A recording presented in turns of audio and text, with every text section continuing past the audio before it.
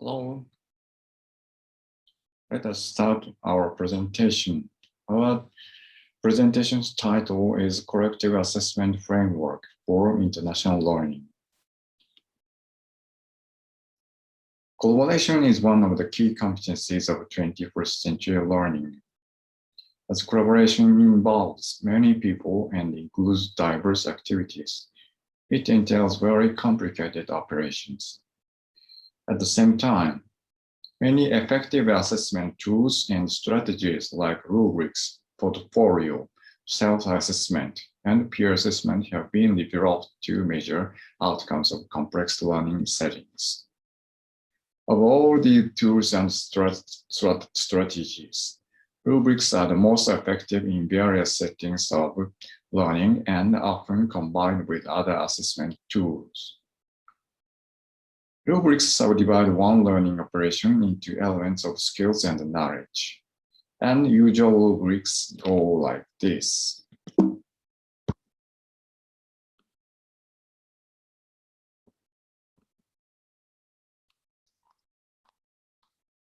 Subdivided elements are measured with graded scales, which are arranged in ascending or descending order, such as 0, 1, 2, 3, 4, and for poor, average, excellent.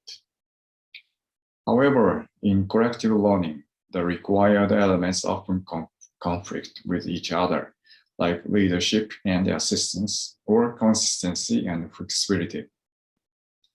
Single scales cannot properly measure the qualities of participants in collaborative tasks. For example, natural leaders may lose points for not assisting others, and those who are followers may lose points for not leading. Obviously, if the roles in the team are allotted from the beginning, the assessment may be simple. However, it is problematic whether the weight of points for different roles should be the same. Antithetical rubrics offer a solution to the complicated and unstable assessment of collaborative learning. The indicators take the form of dual scales that will be explained later, which have a pair of opposing elements like consistency and flexibility in a single category. Thus, the antithetical rubric could measure various aspects of individual contribution. In addition, the new rubrics could assess one's effort in a collaborative task independent of the quality of its product. Let me explain the difference of single scale and dual scales first. As I said, rubrics can integrate any aspects of learning to be measured. By combining various indices of the aspects like development, grammar, uniqueness, and time frame, rubrics can be applied to almost all assessments of learning. Usually, every category of learning index is measured on a single scale like poor, average, excellent, and 0, 1, 2, 3. In the assessment of collaborative learning in teams. However, single scales do not always work well because the descriptors are limited. For example, some people in a team are good at consistently staying focused on the task. In contrast, others like to flexibly adjust to changes.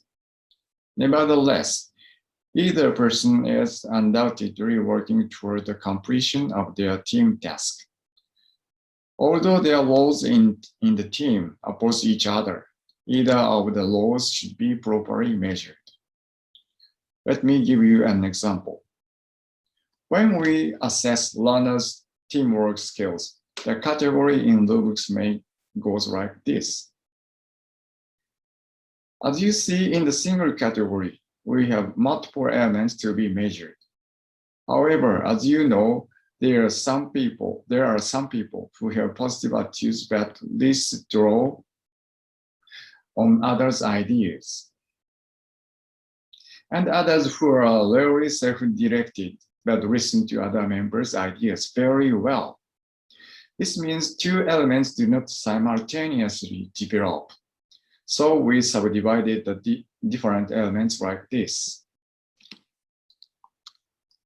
This categorization was based on the two aspects of team activities, management and engagement.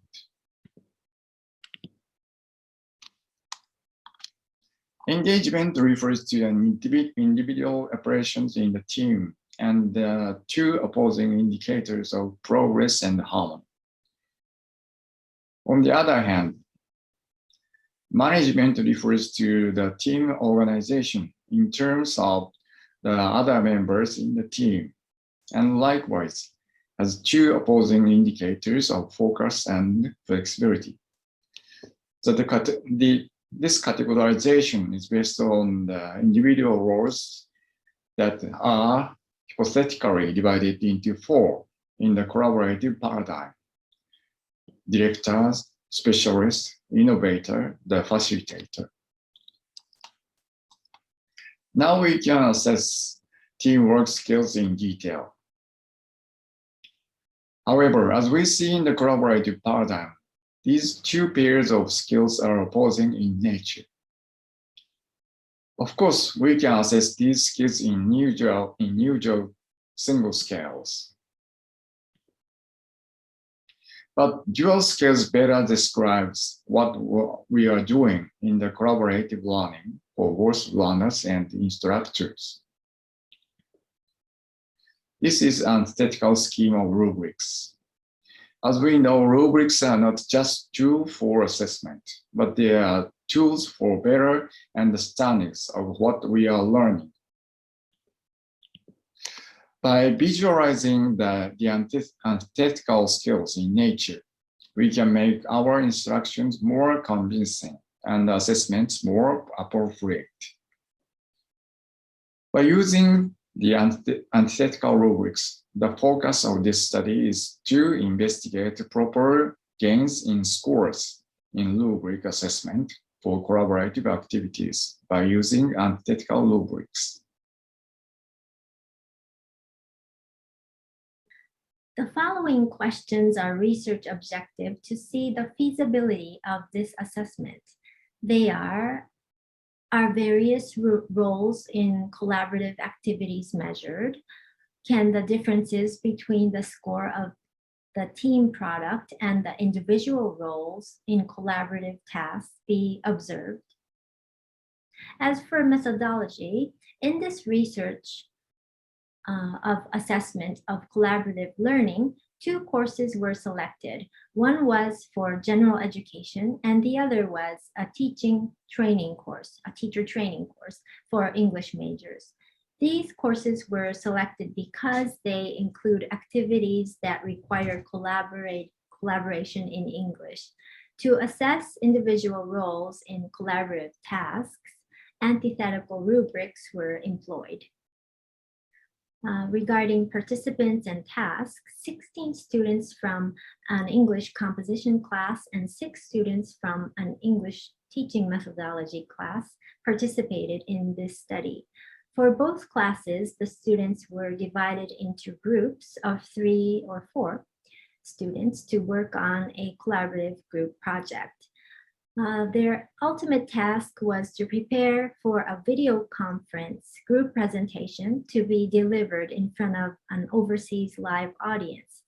Group members brainstormed their topics, negotiated and created their content materials and slides, made quizzes, and prepared for their Q&A sessions.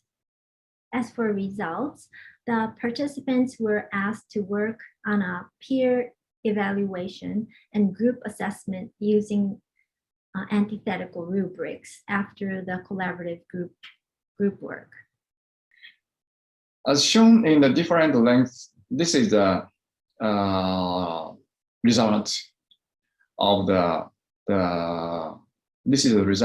the assessment. As shown in the different lengths in the bars, for most of the participants, one of the opposing indicators stands out from the other. This means that individual roles of the participants are measured well using the two opposing pairs of scores. Of course, for some participants, the opposing pairs have been points, even points. In this case, the participants are considered to have either well-balanced abilities or quite moderate basic skills. Either way, the bars represent individuals' modes of operation on the team.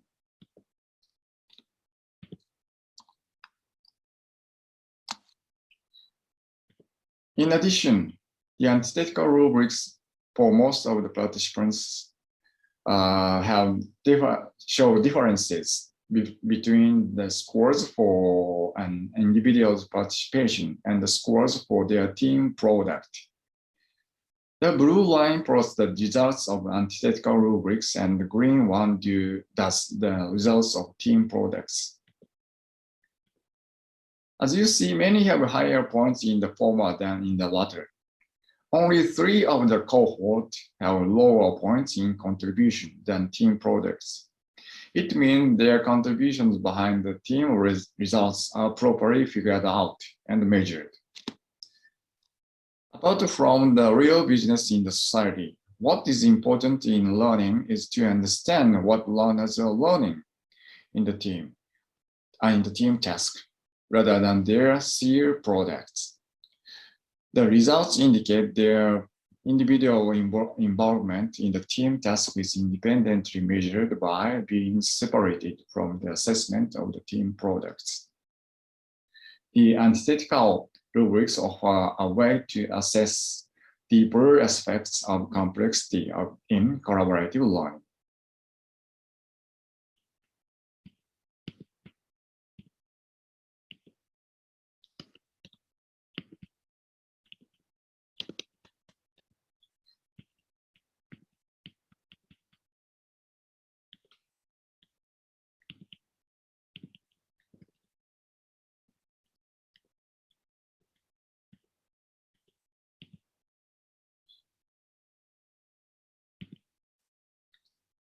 And the conclusion. The roles in a team vary according to participants' personalities. Antithetical rubrics are useful to reflect every individual role in scores. In addition, antithetical rubrics could play a very important role in 21st century learning, which transfers the locus of instruction from instructors to learners. Therefore, the criteria of the rubrics work as formative rather than summative. What is interesting in this survey is the difference between the results of self-assessment and those of peer assessments. That is the difference between what one imagines who he or she is and what others observe. As the self-assessments show, many tend to consider themselves to be a multi-role player, while the peer assessments indicates it is not true. Compared with the results from the peer assessment and presented before, and the difference is clear. Hence, the results of peer assessments provide participants with a metacognitive information. And the information could be used in the following 3 ways. First, to strengthen one's specific aptitude in collaborative settings. Second, to direct one's ability to accomplish what is desired. And third, to foster all the skills required to be multi-role player. Firstly, some of the participants display specific aptitudes of their own in collaborative settings. If they are provided with metacognitive information about themselves from the peer assessments and are willing to accept the feedback as their learning goals, the information could be employed to form proper learning operations for them. That the peer assessments can be strengthen one's individual abilities. And second, the difference between the results of self-assessments and those of peer assessments sometimes reveals a cruel fact that one's self-perception differs from how one is perceived by others. The undesirable metacognition, however, could enhance one's motivation to improve. To know what one wants enables one to begin seeking it. As a result, one could find appropriate ways of attaining goals.